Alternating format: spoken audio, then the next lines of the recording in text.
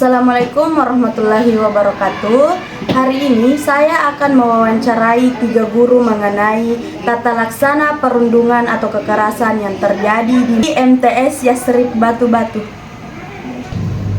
Selamat siang Ibu. Ya, siang. Saya akan mewawancarai Ibu mengenai tata laksana perundungan atau kekerasan yang terjadi di madrasah ini. Nah, jika kita berbicara mengenai kekerasan dan perundungan, biasanya itu terjadi pada siswa madrasah.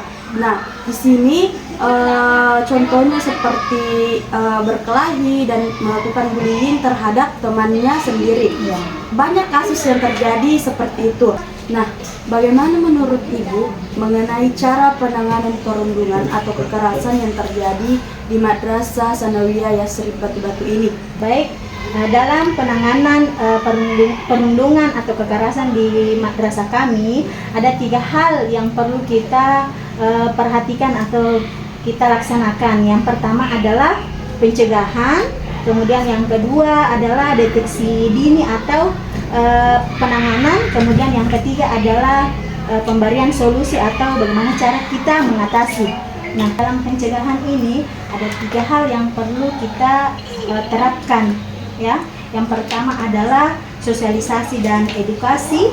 Nah, di mana dalam sosialisasi dan edukasi ini kita harus memberikan penyuluhan tentang dampak negatif perundungan ini. Bisa berupa bimbingan, workshop atau materi yang ada di dalam kelas, seperti itu, Bu. Kemudian yang kedua adalah penguatan nilai dan norma. Nah, di mana penguatan nilai dan norma ini kita harus menanamkan nilai-nilai seperti toleransi, kemudian empati dan saling menghargai. Ya, bisa juga melalui kegiatan keagamaan, ekstrakurikuler dan kegiatan pengembangan karakter.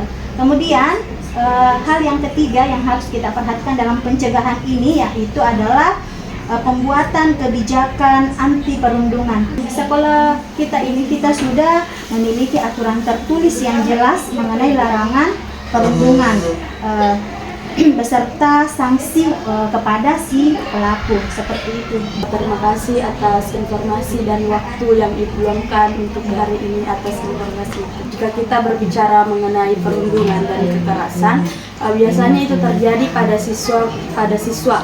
Bagaimana menurut Ibu mengenai cara penanganan perundungan atau kekerasan yang terjadi di madrasah ini? Adapun cara penanganannya yang pertama yaitu deteksi dini. Mekanisme pelaporannya yaitu menyediakan pelaporan yang aman dan rahasia bagi siswa yang melakukan atau menyaksikan perundungan. Seperti contohnya kotak aduan, selanjutnya bisa juga dengan aplikasi, dan selanjutnya bisa hotline.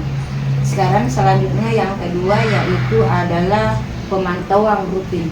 Jadi sebagai salah satu guru atau pendidik di madrasah dengan secara rutin yaitu melakukan pemantauan interaksi antar siswa terutama di area yang rawan.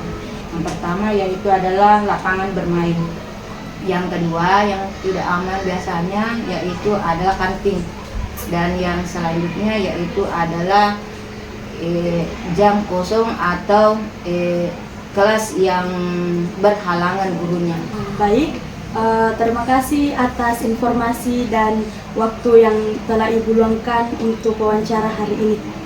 Menurut Ibu, bagaimana mengenai cara penanganan kekerasan atau perundungan yang terjadi di madrasah ini? Oke, kalau di madrasah kami di MTS Yasrib Batu-Batu ini dalam mengatasi soal perundungan atau pembulian terhadap antara siswa atau antara siswa yang ada di luar lingkungan sekolah itu memiliki 2 komponen utama. Yang pertama komponen pertama itu tentang pelaku, kemudian yang kedua adalah si korban. Yang pertama itu si pelaku terlebih dahulu dipanggil secara terpisah, ya, dipanggil secara terpisah dengan si korban.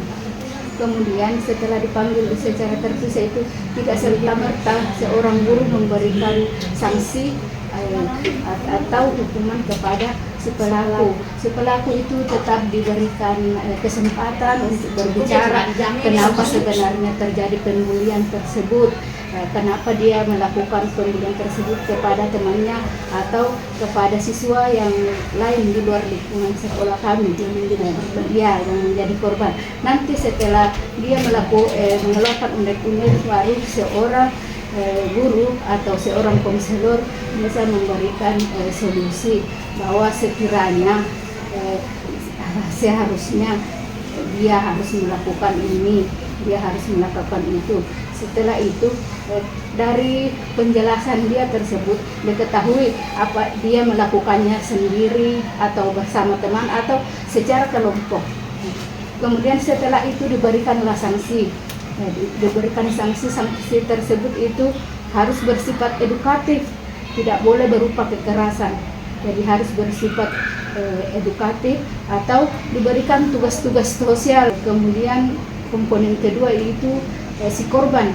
Jadi si korban itu sama tadi dengan si pelaku dipanggil secara terpisah. Ditanya kenapa mendapat bulian, apa penyebabnya. Itulah tadi wawancara mengenai tata laksana penanganan kekerasan atau perundungan di MTS Yasrib Batu-Batu. Terima kasih. Assalamualaikum warahmatullahi wabarakatuh.